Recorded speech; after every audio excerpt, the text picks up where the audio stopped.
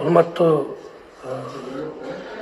Facebook колдонуучулар, урматтуу журналисттер, сиздерге Асел Кадырбекованын ден соолугу тууралуу маалымат берип коеюн дедим. Себеп дегенде бир күндө аябай көп телефон чалуулар болуп, биздин иштеп аткан ишибизге чолтоо болуп атат. Бирок айтып койбосо дагы болбойт. Мен түшүнүп атам, силерди дагы эл журттагы бул информацияны күтүп атат. Ошон үчүн мен айтып коеюн, Аселдин ден соолугу дагы эле оормойдон кала берет.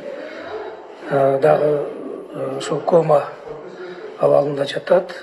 Бирок өзү дем алып, өзүнүн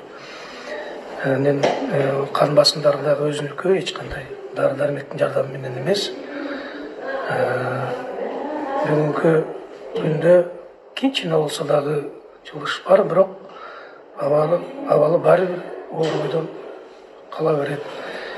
Мындан ашык информация бере албайбыз. Калганын өзүнүн туугандарынан сурап алыңыздар.